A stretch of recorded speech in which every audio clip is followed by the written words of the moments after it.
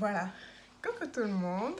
Moi, c'est Sandrine Patricia. Si tu es nouveau sur ma chaîne, je t'invite à t'abonner, d'activer la cloche de notification afin de ne rien rater aux prochaines vidéos. Voilà. Aujourd'hui, je vais te parler. Oui, toi, je vais te parler aujourd'hui. Parce que peut-être tu t'attends à ce que je te donne je sais pas, des produits miracles que j'ai utilisés pour pouvoir entretenir mon cheveu, mais ça ne sera pas ça. Vraiment, dans cette vidéo, c'est toute autre chose dont je t'ai préparé. Tout d'abord, j'aimerais que toi, tu enlèves de ta tête ce mythe-là. Le mythe comme quoi les filles qui abordent leurs cheveux crépus, bien hydratés, bien beaux, sont ces filles qui, génétiquement parlant, ont eu la chance. Ou bien c'est héréditaire chez elles. Ce genre de choses. Ou bien encore, les plus chanceuses sont celles qui utilisent des bons produits ou bien une gamme vraiment élevée, qui ont la chance de pouvoir avoir une gamme de produits élevée ou bien quoi que ce soit. Vraiment, il faut enlever ça de la tête. Je vous assure que moi, vous voyez la photo de couverture, je suis quittée d'un cheveu sec à un cheveu très hydraté. Je vous assure que j'ai jamais utilisé un produit, comment je vais dire ça, un produit waouh. Vraiment un produit waouh.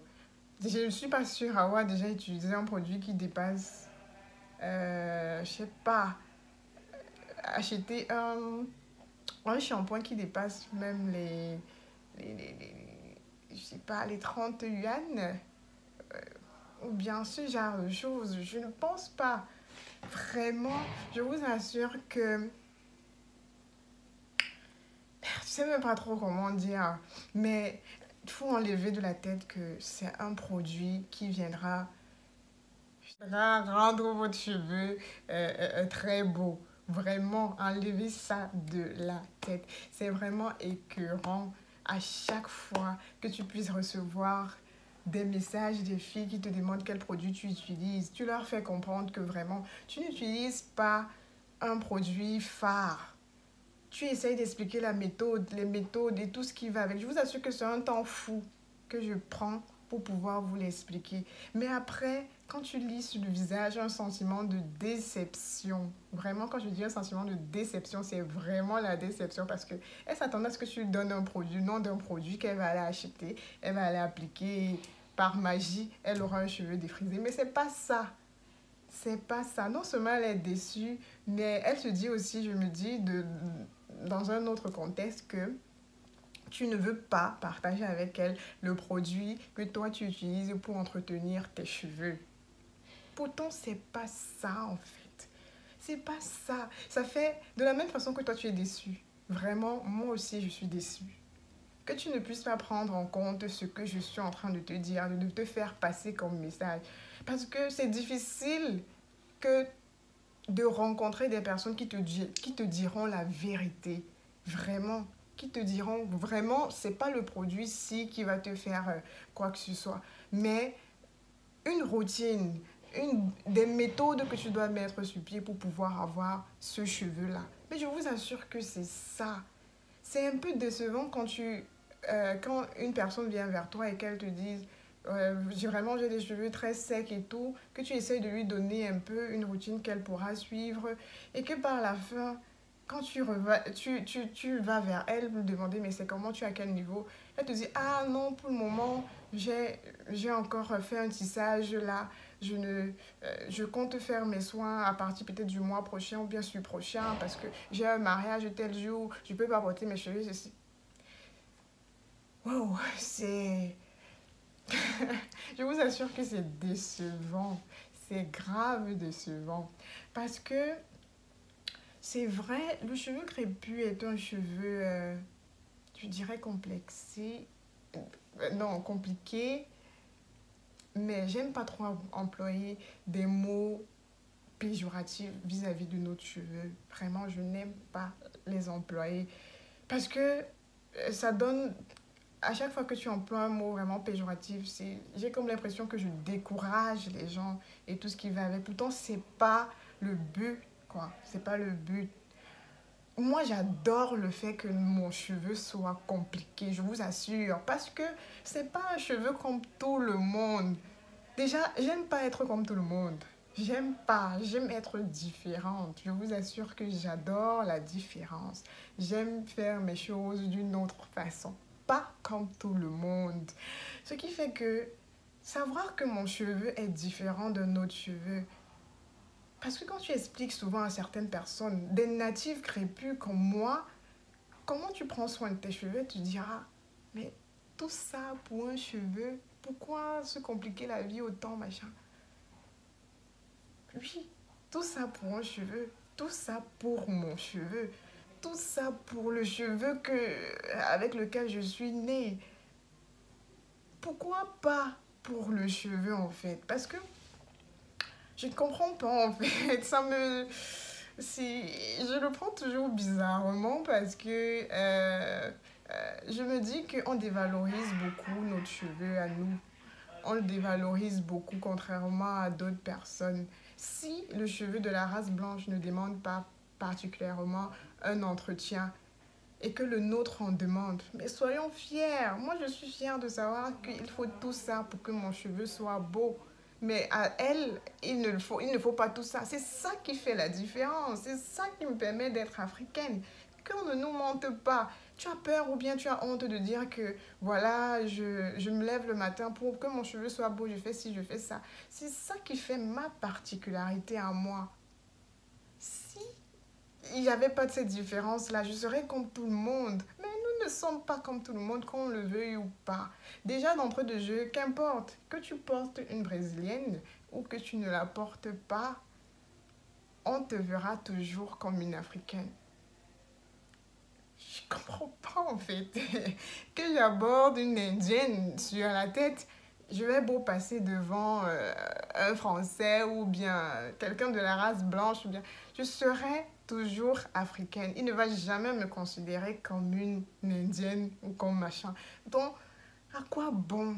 À quoi bon? Si mon cheveu est compliqué à entretenir, je reste fière de cela. Je reste fière de cela. C'est déjà ça qu'il faut qu'on accepte. Mais je vous assure, acceptons d'abord ça. Le fait que, oui, il faut beaucoup, il y a un bon nombre de paramètres qu'il faut mettre sur pied pour pouvoir avoir un cheveu beau, pour pouvoir entretenir notre cheveu. C'est ça qui fait la différence. Donc, voilà, c'est ce message-là que je voulais faire beaucoup plus passer aujourd'hui. Et par rapport à comment j'ai fait ma transition entre un cheveu sec et un cheveu hydraté, je vous le dis chaque fois. Déjà, il faut connaître sa porosité. Il faut faire le test de porosité. Je vous assure que quand j'avais ce cheveu, je ne me rendais même pas compte qu'il était aussi sec que ça. Je l'aimais comme ça. C'est maintenant que je me rends même compte qu'il était tellement sec, même à vidéo, avec la photo et tout. Mais je l'aimais comme ça. C'est vrai que je me rendais quand même compte du fait que ouais, mes cheveux sont secs. Mais je me disais, voilà, euh, mon cheveu il est sec. C'est normal. Il a les cheveux crépus, les cheveux crépus, il est sec. Moi, je me disais c'était normal. Mais j'entretenais, mais je vous assure que j'entretenais mes cheveux, mais tout le temps, tout le temps, tout le temps. Mais je l'entretenais mal. C'est ça le souci. Je l'entretenais mal. Mais je continuais quand même à rechercher parce que je voyais d'autres cheveux, mais particulièrement les cheveux des Américaines, bien hydratés, ce qui ne m'encourageait pas, ce qui ne me motivait pas tellement, parce que le fait de voir d'autres africaines, enfin d'autres de filles à la peau noire, parce qu'elles sont très souvent beaucoup plus métissées, à la peau noire, avec des cheveux bouclés et tout, c'est vrai, j'avais comme l'impression que je pourrais jamais avoir ce genre de boucle. Donc, je voulais me comparer à des filles comme moi, qui sont ressortissantes euh, de l'Afrique, qui sont ressortissantes de mon pays et tout. D'où la vidéo sur les nappies camerounaises que j'ai faite, parce qu'au début de mon aventure capillaire, je recherchais ce genre de personnes. Je recherchais ce genre de filles qui pouvaient me motiver facilement pour pouvoir avoir un cheveu bien tel que dans ma culture, tel que dans mon environnement. et tout. Voilà. Donc, c'est un peu ça, quoi. C'est un peu ça. Je faisais pas des soins comme il se devait. Je faisais des soins tout le temps, mais je les faisais mal. Du coup, je ne me démotivais pas. J'avais toujours cet engouement-là à la recherche, de rechercher. Je savais que je pouvais y arriver. Je savais que un jour ou l'autre, je devais trouver la formule magique et tout ce qui va avec. Donc, j'étais déterminée à avoir un beau cheveu crépus, tout simplement. Voilà, c'est comme je vous dis, donc, vous avez besoin du test de votre porosité. Vous devez connaître votre porosité afin de pouvoir prendre soin de vos cheveux selon la porosité de votre cheveu. C'est vraiment d'une importance capitale.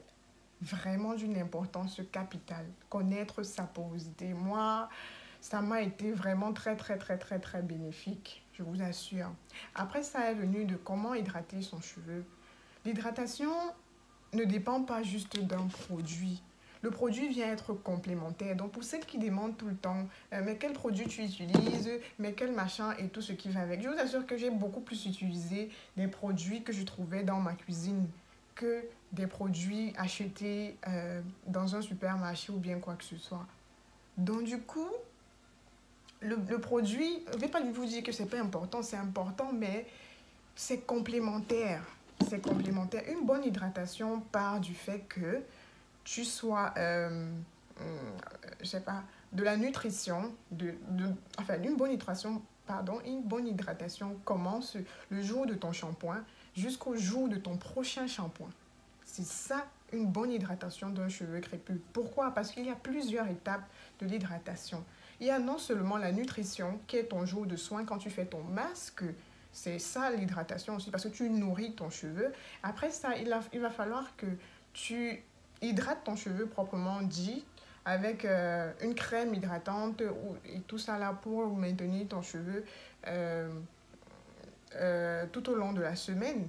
Après ça, il va falloir que tu maintiennes ton hydratation tout au long de la semaine également. Non seulement il va falloir que tu scelles déjà ton hydratation, après avoir scellé ton hydratation, il va falloir que tu la maintiennes en buvant de l'eau, parce que ça commence même par là. L'eau, hydrater l'intérieur. Il faut hydrater l'intérieur.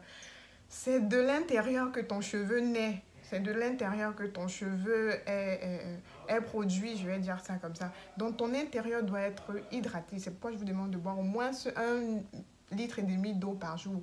Et vous assure qu'avant cette photo, je ne buvais pas d'eau. J'ai commencé à boire de l'eau juste après avoir pris cette photo. Cette photo, vous voyez, mes cheveux sont très secs là. De boire l'eau chaque jour, je me donnais comme challenge de le faire. Je dit, je vais le faire pendant un mois. Je vais le faire pendant machin. Aujourd'hui, c'est une habitude. Quand vous vous donnez de la peine de faire quelque chose pendant une période, je vous assure qu'après, ça devient une seconde nature. Ça devient naturel en fait. Donc, buvez de l'eau. Pendant que vous allez boire de l'eau, vous allez vous rendre compte que votre cheveu va changer. Il va réellement changer parce qu'ils ont besoin de ça. C'est parce que souvent vous êtes déshydraté que beaucoup de choses, soit vous avez même une peau terne parce que vous êtes déshydraté, vous avez des cheveux pas bien parce que vous êtes déshydraté de l'intérieur. Donc buvez de l'eau, consommez beaucoup de fruits également. Donc comme je le disais, il y a ça, maintenir l'hydratation, porter un foulard en satin. Portez-le. Beaucoup ne le portent pas parce qu'elles se disent oh, mon chéri a besoin de mettre des mains sur les cheveux. Nanana. Ton chéri, c'est que tu es africaine. Tu dois lui expliquer que ton cheveu a besoin de maintenir de l'hydratation. Achète des thés en satin, par exemple. Voilà. Voilà. Si tu ne veux pas avoir que tout ton lit soit recouvert de thés en satin, ça te sera bénéfique également. Mais moi, j'adore le bonnet parce que après tu montes, tu descends et souvent sur le lit. Voilà. Il y a des frisottis, tout ça là, ça peut créer aussi de la casse. Mais bon, ça dépend de vous. Vous pouvez avoir vos thés en satin sans problème. Après ça, une routine capillaire, comme je vous dis. La routine capillaire, c'est ce dont je vous ai cité. Du jour de votre soin, vous saurez que chaque week-end, un jour du week-end, vous prendrez le temps de faire votre routine.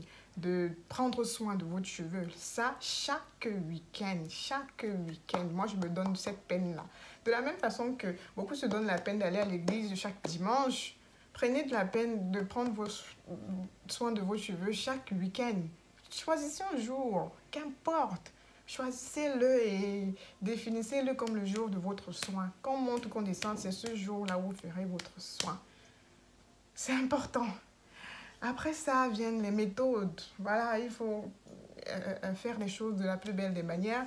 Je vous précise aussi que sur cette photo, j'avais étiré mes cheveux au fil, par exemple. De l'autre côté aussi, j'ai étiré mes cheveux au fil. Donc, la première photo, je vous assure que je les avais tirés avec un fil en coton. Je ne savais pas que le fil en coton asséchait les cheveux. Donc, il ne vous suffit pas seulement de savoir que telle personne fait ci ou bien telle personne utilise tel produit. Mais il faut l'adapter à votre cheveux, à votre façon de faire. Avant que je me rende compte que, pourquoi chaque fois que j'étire mes cheveux avec le fil, j'ai toujours comme l'impression qu'il y a cette sensation de sécheresse après. C'est comme si toute l'hydratation que j'avais mis sur mon cheveu a été absorbée par le fil. Et c'était vrai. Du coup, aujourd'hui, je n'étire plus mes cheveux avec un fil, mais j'étire mon cheveu avec du papier cadeau. Il y a souvent les papiers cadeaux les papiers avec lesquels on attache les cadeaux, enfin, les fils avec lesquels on attache les cadeaux là. C'est avec ça que j'étire mon cheveu. Souvent avec un autre fil en plastique que j'ai retrouvé ici dans un supermarché. Il y a aussi ce qu'on appelle le fil à nango. Je crois que c'est beaucoup plus chez les Ghanéennes. On en retrouve beaucoup plus chez les Ghanéennes ou chez les... comment on les appelle les Béninoises en Afrique de l'Ouest par rapport à l'Afrique centrale. Donc, c'est aussi très bien pour tirer le cheveu. Donc, comme je ne peux pas le trouver ici, j'utilise ce plastique-là. Je vous montrerai dans une autre vidéo probablement. Donc, il y a ça en fait. Ne vous attendez pas à ce que je vous montre un produit miracle. Je n'ai pas de produit miracle. Et je ferai une vidéo dans laquelle je vous montrerai exactement ce que j'ai utilisé pendant tout ce temps. Vous verrez que ce n'était que des choses de la cuisine. Vraiment pas des choses achetées.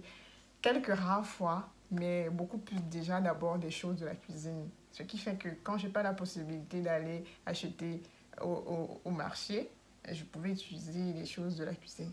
Voilà. Au fur et à mesure, je pourrais vous donner davantage de conseils comme ça et j'espère que vous pourriez les mettre en pratique parce que je veux vraiment que tout le monde puisse porter ses cheveux voilà, comme ça quoi, bien entretenus, bien hydratés et tout ce qui va avec. Voilà, donc je vous donne rendez-vous sur mes pages Facebook, Instagram. Allez vous abonner aussi de ce côté-là. N'hésitez pas de venir me déranger, même comme quand vous venez me déranger, vous ne... comment on appelle ça? Vous ne mettez pas en pratique ce que je vous demande de faire, mais bon, c'est pas grave, on va y arriver. Comme je vous dis toujours, si moi j'y ai pu arriver, vous aussi vous pourriez arriver. On se donne rendez-vous aux prochaines vidéos. Bisous.